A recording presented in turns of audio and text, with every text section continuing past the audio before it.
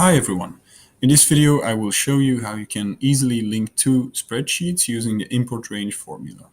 This formula enables you to import data from a source file to a new file and creating a link between those two files. This means that when you change certain information in your source file, then it will be automatically updated in the new file. For instance, I'm interested in the information going from cell A1 until E13. Then I will import this data into my new file using the import range formula.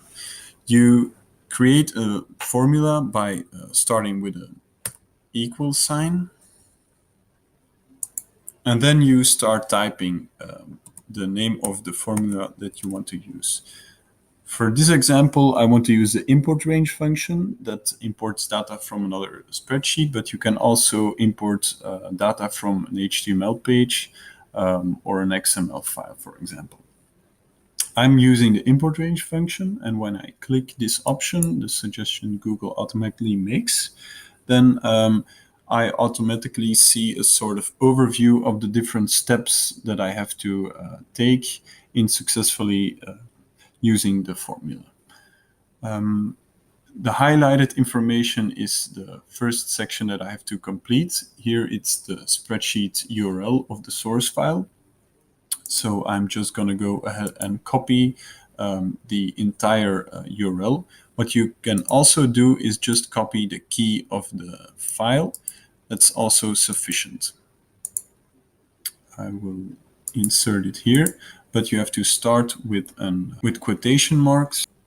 I'm gonna go ahead and paste it here and end it with a quotation mark separated by a comma, as it is set right here down below. And then I will have to complete the formula with the specific range that I want to import from the source file. It starts with the name of the spreadsheet, the specific sheet, and after that you complete the formula with the range that you want to import. Here A1 until E13, as I said before. So I fill that information in, sheet 1, then I insert an exclamation mark, then A1 until E13. What you can also do is add a named range in the source file, and then just instead of filling in this information, just type in the name of the range that you created earlier. I haven't done that, so I will just leave it be. And then I end the formula with a quotation mark, another quotation mark, and a bracket. When I click enter, then you will see that the information is automatically imported, but that the format is not. So if you want to insert the same format, that's something you have to do manually.